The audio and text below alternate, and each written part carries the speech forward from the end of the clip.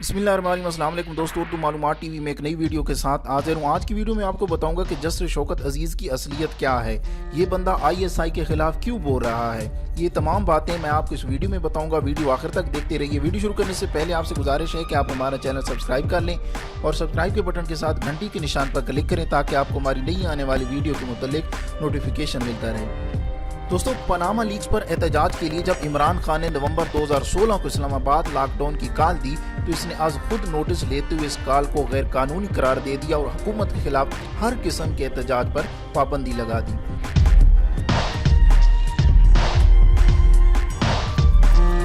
جسر شوکت صدیقی وہ منافق ہے کہ جس نے ممتاز قادری کی پھانسی کے خلاف اپیل کی سماعت کرتے ہوئے موت کی سزا کا فیصلہ برقرار رکھا اور پھر پھانسی کے بعد ممتاز قادری کی میت سے لپٹ کر رونے کا ڈرامہ بھی کرتا رہا۔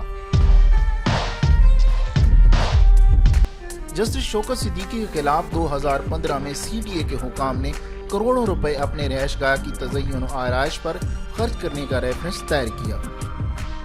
اس کے علاوہ اپنے دوستوں کے لیے اچھی لوکیشن کے پلاٹ کی الاٹمنٹ کے لیے بھی شوکت صدیقی CDA حکام پر دباؤ ڈالتا رہا۔ اس کی طرف سے کی گئی فون کالز کا ریکارڈ تک CDA کے پاس محفوظ ہے، جسے ریفرنس کا حصہ بنایا گیا۔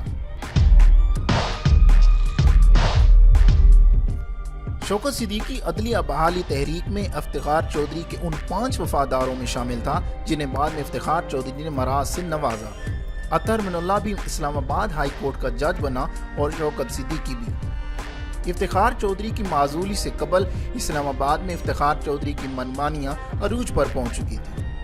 اس کا بیٹا ملک ریاض کے ذریعے کروڑوں روپے چھاپ رہا تھا اور ملک ریاض کی قانونی ٹیم کا ایک رکن شوکت صدیقی بھی ہوا کرتا تھا جو اس کے ہر ناجائز کام کو قانونی تحفظ دیتا۔ 2002 میں شوکت صدیقی جماعت اسلامی کے کوٹے پر MMA کی طرف سے قومی اسمبلی کا الیکشن بھی لڑ چکا اور اس کے مقابل نون لیگ کا راجہ ظفر حق اور PP کا زمرد خان تھا۔ شوکت صدیقی تیسرے نمبر پر آیا اور زمرد خان سے شکست کھا گیا۔ اس سے قبل بلدیاتی انتخابات بھی جماعت اسلامی کی طرف سے لڑتا آیا اور شکست کھاتا رہا۔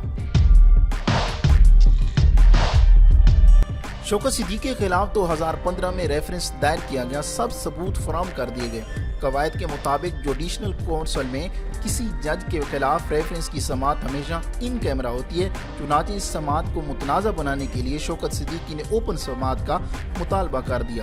وہ جانتا تھا کہ یہ قواعد کی خلاف ورزی ہے، لیکن وہ اسے اپنے حق میں استعمال کرنا چاہتا تھا تاکہ کہہ سکے کہ اس کے خلاف کارروائی ناجائز کی گئی اور اس لیے اسے خفیہ رکھا گیا۔ ریفرنس دائر ہونے کے بعد شوکت صدیقی نے جان بوجھ کر توہین رسالت صلی اللہ علیہ وآلہ وسلم جیسے موضوع پر بلند و بانگ بیانات دینے شروع کر دیے تاکہ لوگوں کے مذہبی جذبات کو اجاگر کر کے اپنے حق میں رائے عامہ ہموار کر سکے۔ اس سال اس ریفرنس کی سماعت شروع ہونا تھی جب خلاصی کی کوئی صورت نظر نہ آئی تو چیف جسٹس ایجنسیوں اور فوج کے خلاف بولنا شروع کر دیا تاکہ اگر اس کے خلاف فیصلہ آئے تو کہا جائے کہ یہ تو انتقامی کارروائی ہوگی۔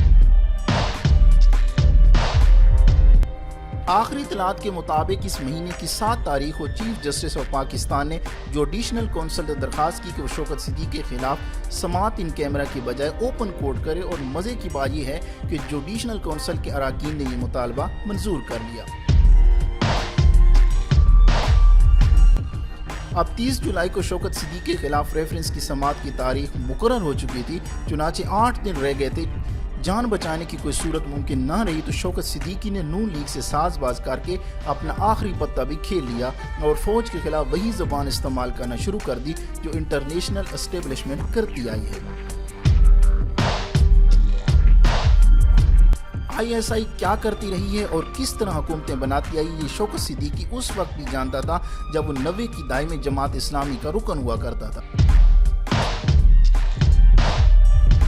2002 میں ہونے والے الیکشن میں جس طرح MMA کو آگے لایا گیا وہ بھی ISI کا ہی کارنامہ تھا، لیکن اس وقت جسٹس شوکت عزیز کو کوئی مسئلہ نہیں تھا کیونکہ اس وقت وہ بینیفیشری تھے۔